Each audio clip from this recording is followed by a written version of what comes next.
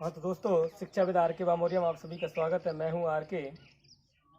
आज करते हैं चैप्टर नंबर 2, रियल नंबर वास्तविक संख्याएं। उसके एग्जाम्पल एक्सरसाइज कंप्लीट हो चुकी है, विविध प्रश्नावली भी हो चुकी है। अब है एग्जाम्पल्स। तो 2.1 एक्सरसाइज से पहले उदाहरण दे रखा है। फर्स्ट एग्जाम्पल फर्स्ट क्या है, 81 और 237 का HCF यूक्लिड विभाजन विधि द्वारा ज्ञात कीजिए। HCF निकालना है यूक्लिड प्रमेय द्वारा। इसको सॉल्व करते हैं। देखो यूक्लिड प्रमेय क्या होती है, A बराबर BQ प्लस R। यदि R बराबर 0 आ गया तब जो HCF होगा वो क्या होगा, B के मान के बराबर। जो B की वैल्यू होगी वही HCF होगा। तो यहाँ पर A बड़ी संख्या होती है तो A बराबर कितना है 237 और B बराबर कितना है छोटी वाली संख्या 81। तो इसको देखो सॉल्व करेंगे, एक ही जगह रखेंगे। 237 इक्वल टू बी का मान कितना है 81, कितनी बार जाएगा 81 दूने होते हैं 162, 3 ज़्यादा हो जाएंगे तो 2 बार जाएगा। प्लस तो 237 में से 81 दूने 162 घटाएंगे तो कितना आएगा 5 और ये 7, कितना बच गया 75। और यहाँ लिख सकते हैं आर का मान कितना आया 75, मतलब आर नॉट इक्वल टू 0। तो आर नॉट इक्वल टू 0 तो इसको आगे करेंगे। देखो यहाँ करते हैं। अब 81 का मान 81 यहाँ लेना है, 81 यहाँ गया 81 बराबर 75 को यहाँ लेना 75। 81 में 75 का भाग देंगे तो कितना बार जाएगा, एक बार। शेषफल कितना बचेगा 6। और यहाँ भी आर का मान 6 आया है, इसका मतलब आर नॉट इक्वल टू 0। आगे सॉल्व करेंगे 75 को डिवाइड करेंगे 12 से 6 से, 6 का जाएगा 6 एकम 6, 6 दूनी 12, 12 बार जाएगा और शेषफल बचेगा 3। तो 12 बार 12 छः 72 और शेषफल कितना बच गया 75 में से 72 गए तो 3। यहाँ भी आर का मान कितना है 3, मतलब आर नॉट इक्वल टू 0। आगे करेंगे 6 को यहाँ ले लेंगे और 3 यहाँ आएगा। 6 में डिवाइड करेंगे 3 से, कितनी बार जाएगा 3 दूने 6, मतलब आर का मान कितना आ गया 0। आर बराबर आ गया 0। और आर बराबर 0 आ गया तब जो HCF है वो क्या होगा, इस B का मान, ये रहा B कितना है 3। तो यही क्या है HCF। क्लियर। नेक्स्ट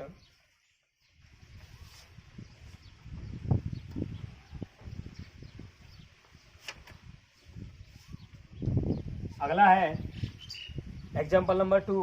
किसी परेड में, कोई परेड है जिसमें 616 सदस्यों वाली एक सेना की टुकड़ी को 32 सदस्यों वाले एक आर्मी बैंड के पीछे मार्च करना है। दोनों समूहों को समान संख्या वाले स्तंभों में मार्च करना है।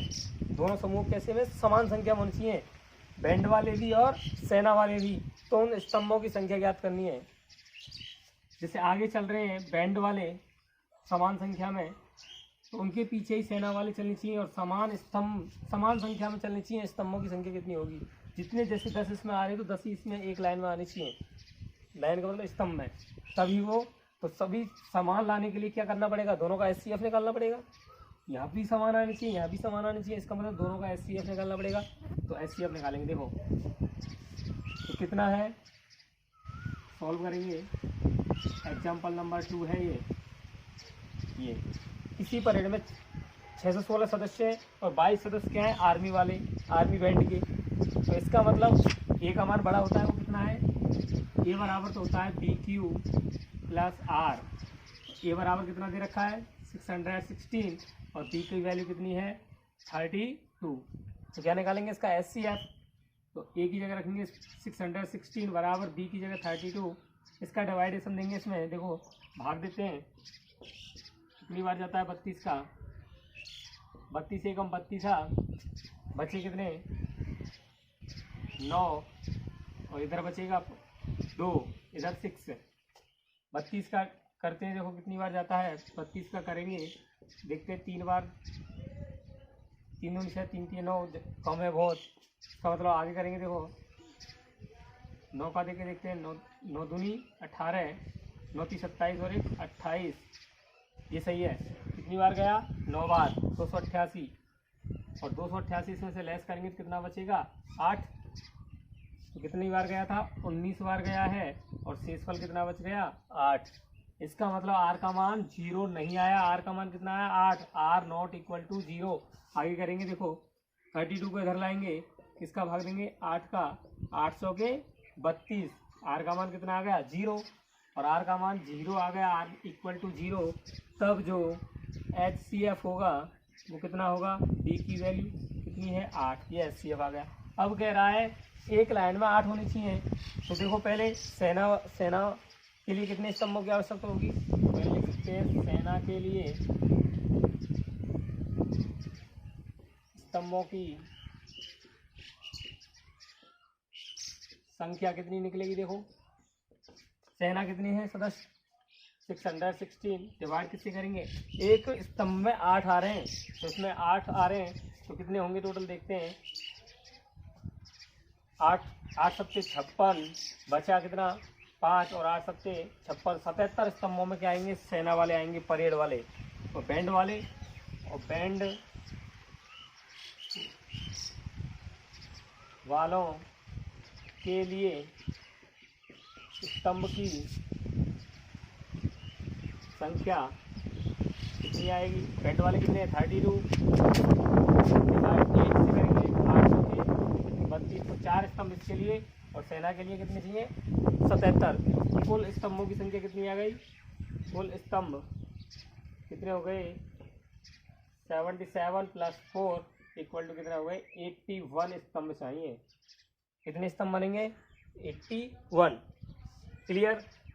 नेक्स्ट क्वेश्चन देखते हैं, उदाहरण नंबर 3, एग्जाम्पल नंबर 3।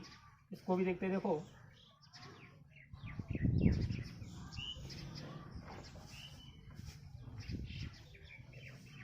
ये है एग्जाम्पल नंबर 3। क्या कह रहा है? वह सबसे बड़ी संख्या ज्ञात करो जो 245 और 2053 को इस प्रकार विभाजित करती है कि प्रत्येक स्थिति में शेषफल 5 प्राप्त होता है। मतलब कोई ऐसी संख्या है बड़ी से बड़ी, इसमें भाग देते हैं तब भी 5 शेषफल प्राप्त होता है, और इसमें भाग देते हैं तब भी 5 शेषफल प्राप्त होता है। तो देखो इसमें भी भाग देते हैं 5 शेषफल प्राप्त होता है, इसमें भी देते हैं 5 शेषफल प्राप्त होता है। इसका मतलब इसमें से 5 को पहले ही घटा देते हैं, तो उसका HCF निकाल लेंगे और HCF निकाल लेंगे। दोनों में कॉमन होती है, दोनों में कॉमन होती है। इसका मतलब क्या होता है? दोनों में डिवाइडेशन होता है, उसका विभाजित होती है। तो इसके लिए देखो क्या करेंगे? पहली फर्स्ट संख्या क्या दे रखी है? 245 और सेकंड कितनी है? 2053। शेषफल कितना दे रखा है? शेषफल दे रखा है उसने 5। तो 5 इसमें से लेस कर लेते हैं पहले दोनों में से। तो कितनी बच जाएगी? ये 240 और ये कितनी बच जाएगी? 248। अब क्या निकालना पड़ेगा? HCF निकालेंगे। देखो यूक्लिड विधि से निकाल लो, क्योंकि ए बराबर क्या होता है? BQ plus R। ए बराबर कितना है? ए बराबर है 240, सॉरी बड़ी वाली संख्या होती है 2048, और बी बराबर है 240। इसमें रखेंगे, देखो ए की वैल्यू कितनी है? 2048 इक्वल टू बी की वैल्यू है 240। इंटू कितनी बार जाएगा इसमें भाग? देके देखते हैं। देखो भाग देंगे 240 का भाग देते हैं। देखो तो 8 बार देके देखते हैं। 8 बार देंगे तो 800 के 32, 8 दूनी 16 और 3 19। सही है। 8 बार देंगे तो 1920 आ गया। शेषफल कितना बच गया? 128। शेषफल कितना आ गया? 128। तो प्लस 128 यहाँ लिख देंगे। R not equal to 0। आगे सॉल्व करेंगे। 240 को यहाँ ले लेंगे। अब डिवाइडेशन करेंगे 128 से। 128 का देंगे तो कितना आएगा? 256, जो कि ज़्यादा हो जाएगा। एक बार जाएगा तो शेषफल कितना बच जाएगा? 240 में से 128 लेस करेंगे 211 112 शेषफल आ गया। मतलब R नॉट इक्वल टू 0। आगे सॉल्व करेंगे। देखो कितना है? 128 को यहाँ लाएंगे तो 128 और डिवाइडेशन किससे करेंगे? 112। कितनी बार जाएगा? एक बार जाएगा। शेषफल कितना बच जाएगा? 16 प्लस 16 मतलब आर नॉट इक्वल टू 0। आगे देंगे 112 में भाग देंगे 16 का देंगे, देखो 16 पंजे 80 और 16 सी 96 और 16 सत्ते 112, 42 और 7 और 4 11, 16 सत्ते 112। शेषफल कितना आ गया 0, मतलब r इक्वल टू 0। और तब r इक्वल टू 0 है तो SCF की वैल्यू कितनी आ गई, v की जो वैल्यू है वही SCF है, तो कितना है 16 आंसर। तो वो कौन सी संख्या है, 16 संख्या है, ऐसी है जिसमें इसमें भाग देंगे तो 5 शेषफल आएगा, इसमें भी भाग देंगे तो भी 5 शेषफल आएगा। तो बड़ी से बड़ी संख्या कितनी आ गई, वो 16। थैंक।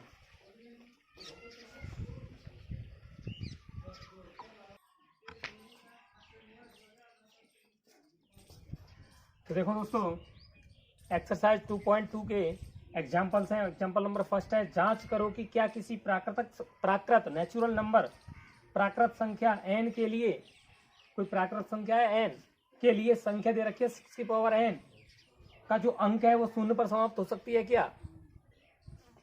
मतलब 6 की पावर n है और n क्या है, n equal to natural number 1 2 3 4 5 ऐसे डॉट अनंत तक जा रहा है। n का मान क्या है, नेचुरल नंबर प्राकृत संख्या 1 से लेकर अनंत तक कुछ भी हो सकता है। यदि मैं 6 की पावर 1 रखूँ तो कितना आएगा 6 की पावर 2 रखूँ तो कितना आएगा 36, 6 की पावर 3 कर दें तो आएगा 216। कहने का मतलब इसका जो अंक है वो हमेशा किस पर समाप्त होगा, 6 पर समाप्त होगा, चाहे घात कितनी भी कर दो, चाहे पावर 10 कर दें तब भी इसका जो अंक समाप्त होगा वो 6 ही होगा। अतः 0 कब आ सकता है, 0 कब आ सकता है। यदि मैं बात करूं जैसे 2 इंटू 5 की पावर n के रूप में आ जाए, कोई 2 और 5 के रूप में, मतलब 5 अवश्य होना चाहिए, वहां पे 5 जरूरी होना चाहिए, तभी वो 0 आ सकता है, अन्यथा नहीं। तो इसको देखो करते हैं कैसे आएगा, देखो यहाँ लिख सकते हैं 6 की पावर n बराबर, इसकी खंड करें तो 2 इंटू 3 आ जाएगा, 6 की पावर n कितना आ सकता है, मतलब 2 की पावर n इंटू 3 की पावर n, 3 की पावर n। यहाँ लिख सकते हैं क्योंकि 6 की power n not equal to 2 की पावर m इंटू 5 की पावर n के नहीं है, नॉट इक्वल टू 2 की पावर m इंटू 5 की पावर n के रूप में नहीं है। अतः 6 की पावर n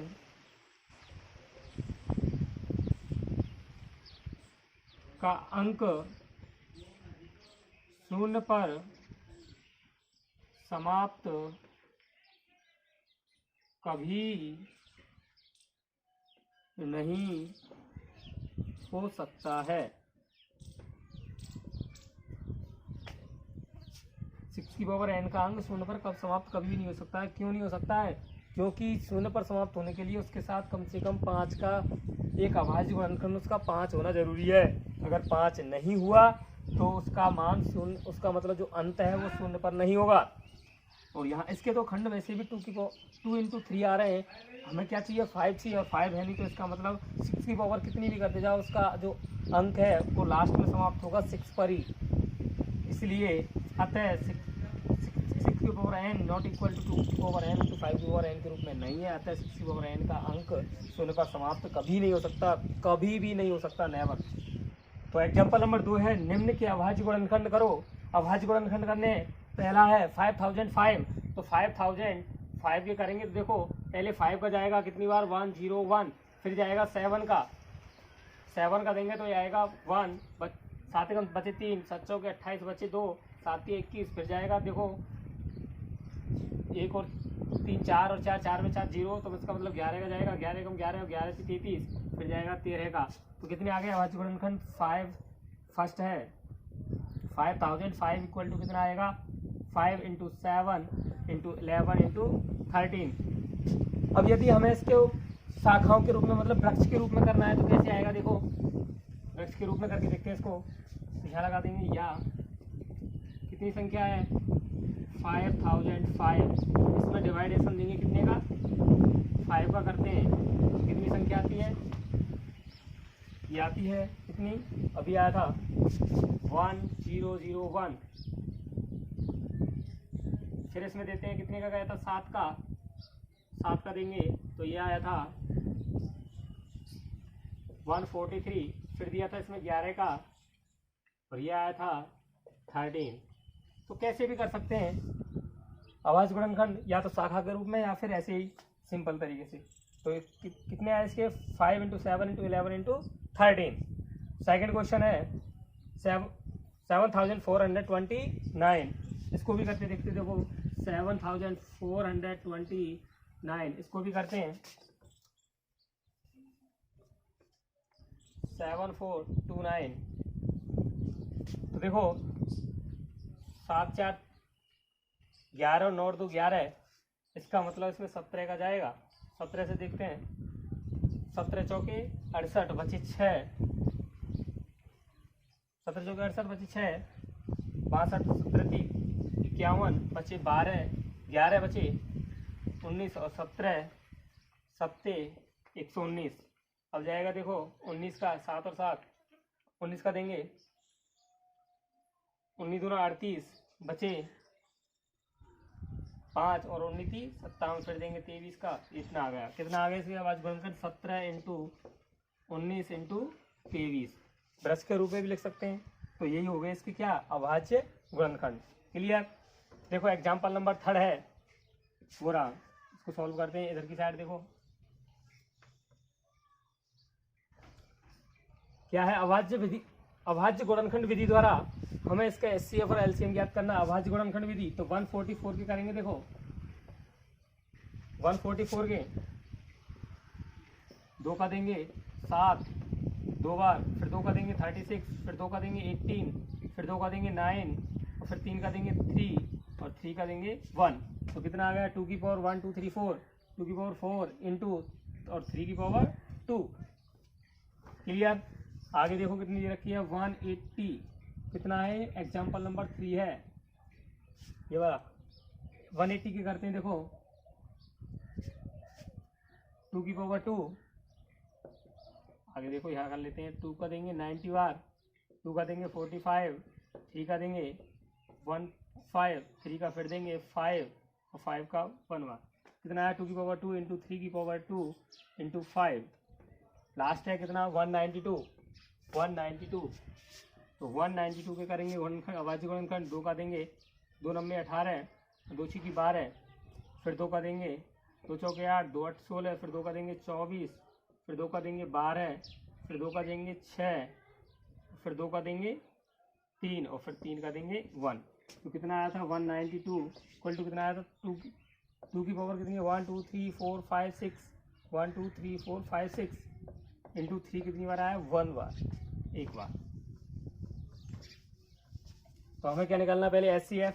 तो एचसीएफ निकालेंगे। देखो एचसीएफ कॉमन संख्या क्या मिल रही है, 2 2 2 2 मिल रहा है। कितनी बार मिनिमम, यहाँ 4 बार, यहाँ 2 बार, यहाँ 6 बार, तो कम से कम कितनी बार है, 2 बार, तो 2 इंटू 3 यहाँ भी है, यहाँ भी है, यहाँ भी है, 3 मिल रहा है। मिनिमम 1 बार तो 1 बार, तो कितना आ गया, 2 की पावर 2 मतलब 4 इंटू 3, तो कितना आ गया, एचसीएफ बार है। अब हमें निकालना है एलसीएम। एलसीएम निकालेंगे, सबको लेते हैं 2 इंटू 3 इंटू 5। तो अधिकतम बार लेना है, मैक्सिमम 4 है, 2 है, 6 है तो 6। 3 कितना लेना है, 2 2 1 तो 2 और 5 एक बार। 2 की पावर 6 का मतलब कितना होता है, 64। 2 2 3 4 4 2 8 8 2 16 16 32 32 64 इंटू 3 का 9 इंटू 5। तो ये आ जाएगा देखो 64 इंटू 9 पंजे 45, 45 चौकी 180 बचे 18 और 45 की 270, 270 और 18 कितना आ गया है, 288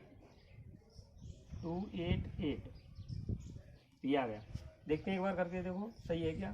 45 के 180 बच्चे 18 और 45 की 270, 270 और 18 288। क्लियर, यही है।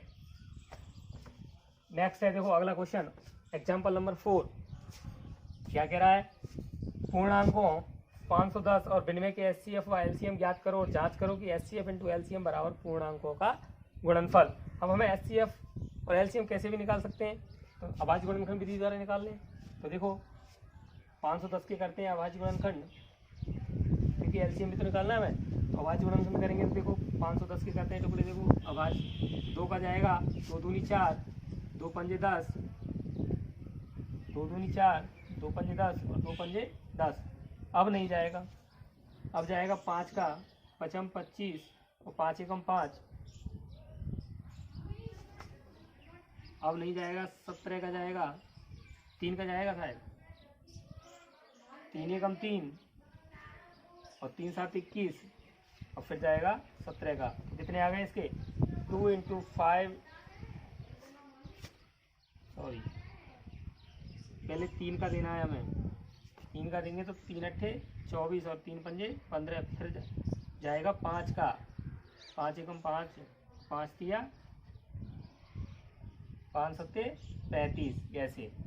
तो 2 इंटू 3 इंटू 5 इंटू 17, ये हो गया इसके अभाज्य गुणनखंड। आगे कितना है 92, 92 की करेंगे देखो अभाज्य गुणनखंड, 2 का देंगे 4 और 6, फिर 2 का देंगे 23 और 23 अभाज्य है। तो कितना आया 2 की पावर 2 इंटू 23।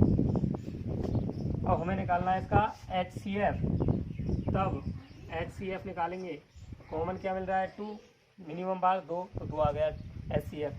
अब निकालना है LCM, सबको लेना है 2 इंटू 3 इंटू 5 इंटू 17 इंटू 23, 2 की पावर अधिकतम कितनी है 2, तो ये आ जाएगा देखो 2 की पावर 2 का मतलब 4 इंटू 3 पंजे 15 इंटू 17 इंटू 23, इसका मल्टीप्लाई करना है देखो 15 चौके 60 और 17 30 51 और 17 दूना 34, 34 और 5 39, इतना आ गया। यहाँ करते हैं इसको सॉल्व, देखो आगे कितना आया था, यह है 391 इंटू 60, इसका मल्टीप्लाई करेंगे तो कितना आ जाएगा देखो 6 6 नंबर 54, 54 का 4 का बचे 5 और 6 18, 18 और 5 23, इतना आ गया LCM। अब हमें जांच करनी है, क्या करनी है जांच क्या होती है HCF इंटू LCM बराबर होता है पूर्णांकों का गुणनफल।